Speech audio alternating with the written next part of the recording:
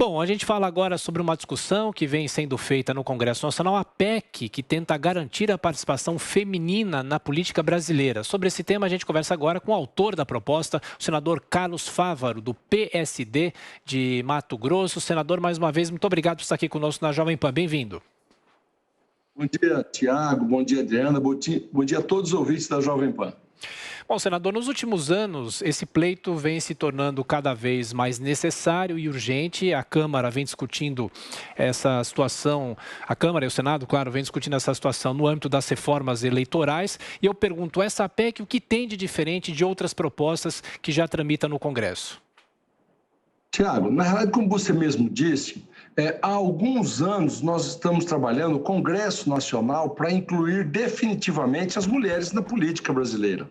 Nós, por exemplo, o Congresso em 2017 aprovou uma mini-reforma eleitoral que adicionou no mínimo 30% nas chapas mulheres para disputar as eleições. Em 2018, o Tribunal Superior Eleitoral garantiu, então, a mesma proporcionalidade, 30% dos recursos dos fundos eleitorais para as mulheres. E qual a consequência disso? Em 2020, nós tivemos o maior número de mulheres candidatas da história das eleições brasileiras.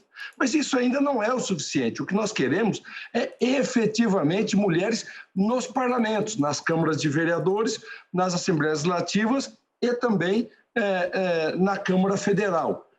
Veja só, nós temos das eleições municipais quase 1.000 municípios, 948 municípios brasileiros, não tem nem uma mulher como vereadora. 1.300 municípios, apenas uma vereadora. Então, veja bem, a representação é muito baixa, a Assembleia Legislativa com uma ou duas mulheres só. Nesse sentido, eu apresentei a PEC para que nós colocamos de forma definitiva, sem nenhum retrocesso na Constituição, recursos garantidos para que as mulheres façam as campanhas eleitorais. Paralelo a isso, tem um projeto de lei do senador Ângelo Coronel, que eu também sou o relator, que nós vamos garantir efetivamente a participação nas cadeiras, não na disputa, mas sim nas cadeiras.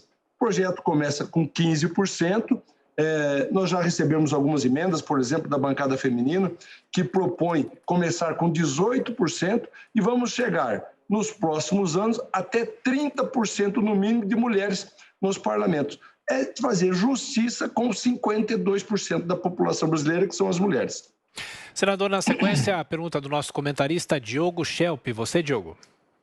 Senador, bom dia. A gente tem visto aí discussão recente sobre mudanças no sistema eleitoral, inclusive na Câmara, uma discussão sobre a mudança do sistema proporcional para o distrital, né? Eu queria saber qual o impacto teria, na sua opinião, o distritão, o chamado distritão, na participação feminina. Olha, o distritão é um modelo... Não, e eu quero aqui, sem nenhuma crítica pessoal, mas você pode estar vendo mesmo que ontem já começaram. E é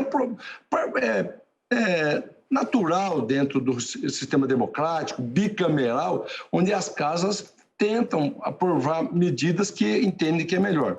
Mas o distritão, você já viu que já está sendo chamado do emendão. Tem tantas emendas ao projeto, inclusive evoluindo, sim, para um bom sistema que é o distrital misto, mas só nas eleições de 2026, se eu não me engano, não para 2022. Eu entendo que nós, no ano que vem, aprovando agora, para o ano que vem, um sistema que um projeto também de minha autoria, que tira as sobras eleitorais de quem não atinge coeficiente. O que significa isso? Com a final das coligações, as chapas são de um partido só. E muitos partidos, na busca de conseguir cadeiras nas Assembleias Legislativas ou Câmara Federal, montam chapas para fazer uma boa sobra e não um coeficiente. Qual o reflexo disso? Por exemplo, na capital Cuiabá, do meu estado, nós temos 25 cadeiras de vereadores, 19 partidos representados.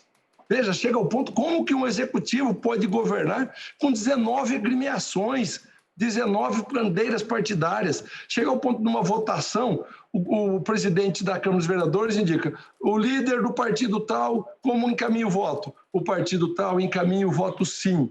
Só para ele. Então, não é prudente fazermos isso. Então, a proposta é só participar das sobras eleitorais quem abrir coeficiente. E eu tenho certeza que mais adiante aprovarmos o voto distrital misto, onde a representatividade vai mais perto do cidadão e a coletividade é beneficiada. O distritão, nós vamos personalizar a eleição, acabar com os partidos políticos e correr o risco de não termos representantes da maioria das pessoas nos parlamentos. Certo. Senador, mudando de assunto um pouquinho, hoje o Senado tem sessão deliberativa, discute regras eleitorais. Qual a expectativa para essa reunião? São muitas as regras que devem ser implementadas ou modificadas? O senhor poderia dar alguns exemplos para a gente? Olha, são pequenos ajustes. Nós não estamos nem querendo tratar como uma reforma eleitoral, porque, na realidade, o Congresso Nacional fez uma reforma eleitoral em 2018 e ela ainda é muito nova, nós estamos ainda em fase de aperfeiçoamento dela. As matérias a serem votadas são a inclusão efetiva de mulheres, que é uma PEC de minha autoria, a PEC 18, que inclui na Constituição recursos para as campanhas das mulheres, para que não se pense em retroagir de forma alguma, por isso na Constituição. Um assento às mulheres nos parlamentos, mínimo de cotas, não para disputar a eleição, mas sim cadeiras. Nós queremos, por exemplo, que, no mínimo, cada Câmara de Vereadores no Brasil, a menor que existe, 9 vereadores, teremos 2 mulheres, pelo menos. As Assembleias Legislativas, pelo menos 4 a 5 mulheres, aquelas Assembleias Legislativas com 24 cadeiras, que são as menores do Brasil. No mínimo 100 deputadas federais na Câmara dos Deputados. Outra medida que nós estamos tomando é acabar com a proporcionalidade, o voto, as sobras para quem não atingir o coeficiente eleitoral, como eu acabei de explicar. Uma outra discussão, já foi aprovada ontem, o projeto do senador Ciro Nogueira, que limita o número de vagas para disputa, para que agora, com dinheiro público, que é o grande financiador de campanha, nós não tenhamos um exagero de candidatos e candidatas laranjas, então a gente vai estar limitando o número de candidatos participando. Já foi aprovado ontem. E, por último, um programa de retomada das propagandas eleitorais, melhorando como isso deve ser transmitido e levado a ideia dos partidos e dos grupos políticos para a população. Senador, rapidamente para fechar, o senhor acha que nos últimos anos os partidos estão abrindo mais espaço para as mulheres ou ainda não há interesse e há muito machismo, obviamente, nesse meio político? De que forma é possível, na sequência, e essa PEC pode ajudar também a mudar essa situação? Tiago, como eu disse, nas últimas reformas eleitorais, as medidas tomadas fizeram com que em 2020 nós tivemos a maior participação da história em mulheres nas eleições brasileiras. Mas ainda é pouco, porque não se refletiu tanto nas cadeiras atingidas, no espaço dentro dos parlamentos.